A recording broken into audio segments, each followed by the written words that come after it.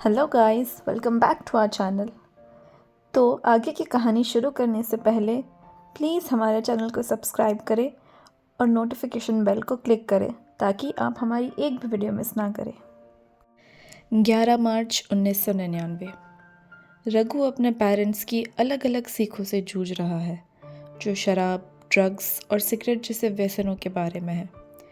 उसकी माँ इन्हें कमज़ोरी का निशान मानती है, जबकि उसके पिता शास्त्रों में इनके मना होने की झूठी बात कहते हैं, ये भूलकर कि पुराने देवता भी इनका आनंद लेते थे।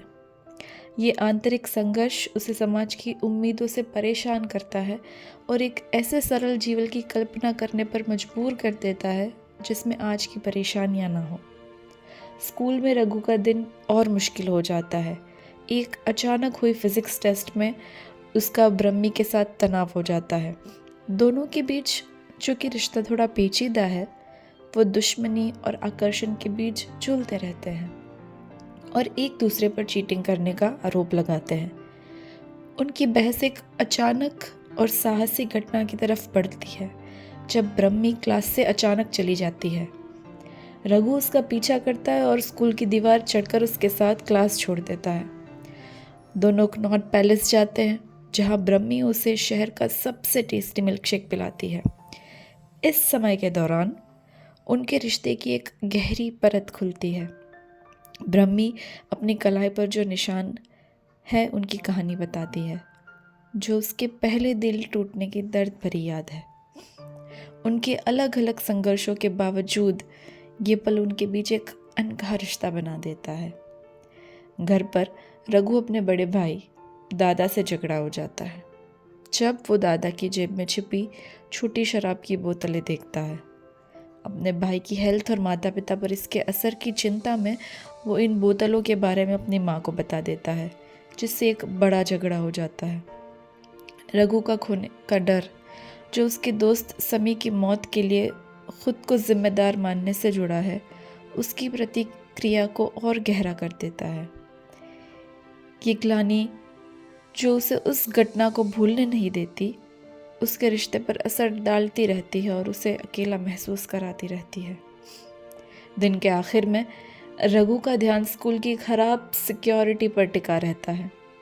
जहाँ छतें इतनी आसानी से पहुँचने लायक है, वो खतरनाक लगती है। ये बातें उसके अंदर के दुख और गहरे अंधेरे ख्यालों को दिखाती है।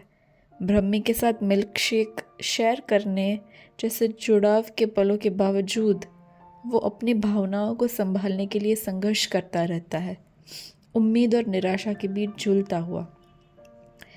ये कहानी दुख, बगावत, संवेदनशीलता और जुड़ाव की इंसानी ख्वाहिशें जैसे विषयों को एक्सप्लोर करती है। ये जवानी की उलझनों और रिश्तों को संभालने की मुश्किलों को दिखाती है, जब कोई अपने साथ नुकसान का बोझ लेकर चल रहा हो। दादी दीदी माँ से मिलने जाता है। दीदी माँ 83 साल की है और लंबे समय से बिस्तर पर है। वो भावनात्मक रूप से दुर्व्यवहार करती रही है। हालांकि वो कई साल पहले दिल का दौरा पड़ने के बाद ठीक हो गई थी, फिर भी वो दूसरों पर निर्भर रहना पसंद करती है। वो अपनी बेटी रघु की माँ से विशेष रूप से ध्यान और देखभाल की मांग करती है। उनका बुरा व्यवहार और अपमानजनक बातें, जैसे रघु और उसके भाई को कॉकरोच कहना और उन्हें बीमारियों का शाप देना, रघु के दिल पर गहरा असर डाल चुकी है। इन अनुभवों और बुजुर्गों के प्रति रघु की नापसंदगी को और बढ़ा दिया है। मुलाकात के दौरान दीदी माँ रघु का स्वागत अपमानों की झड़ी लगाकर करती है।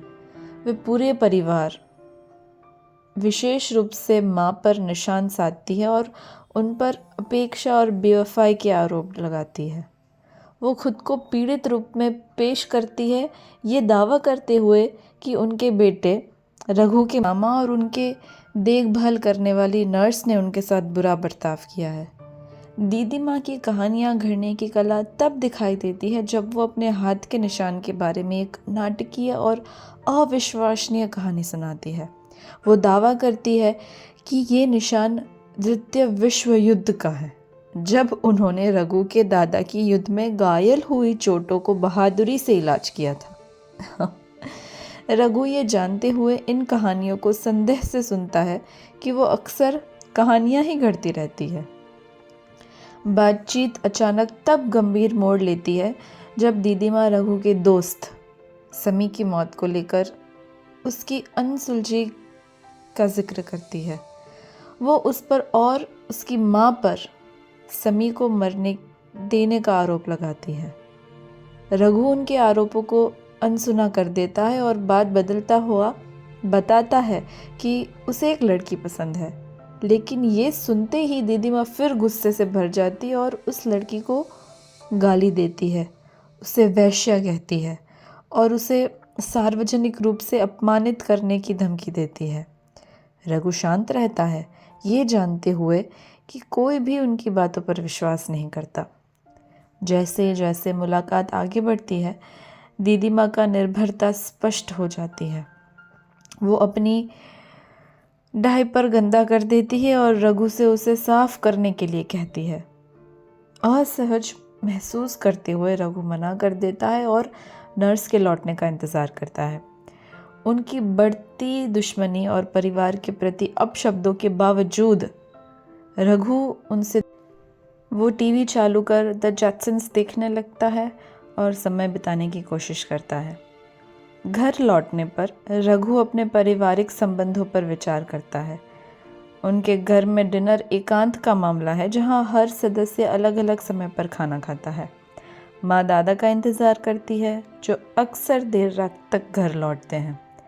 बाबा इंतज़ार करने की कोशिश करते हैं, लेकिन 10 बजे तक हार मान लेते हैं और अकेले खाना खाते हैं। रघु भी जल्दी खाना खाता है, अपनी दिनचर्या में अकेला। वो दादा की कठिन नौकरी के उनके स्वास्थ्य पर पड़ने वाले प्रभाव को लेकर चिंतित होता है और तय करता है कि वो माँ और बाबा को याद दिलाएगा कि वो दादा को एक पूरा स्वास्थ्य जांच करवाने के लिए कहे, यानी कि फुल बॉडी एग्जामिनेशन। ये कहानी पारिवारिक रिश्तों की जटिलताओं को दिखाती है। इसमें फैमिली मेंबर्स के बीच संघर्ष, अनसुलझी ग्लानि और देखभाल करने की चुनौतियों जैसे विषय शामिल है। दीदी माँ के साथ रघु की बातचीत, उसकी अंदरूनी उलझन और पारिवारिक जिम्मेदारियों, भावनात्मक चोटों और व्यक्तिगत विकास के संघर्ष को दर्शाती है। आज के लिए बस इतना ही दोस्तों। आगे की कहानी के लिए कल फिर मिलेंगे। तब तक के लिए अपना ध्यान रखें, सुरक्षित रहे। बाय और सब्सक्राइब करना ना भूलें।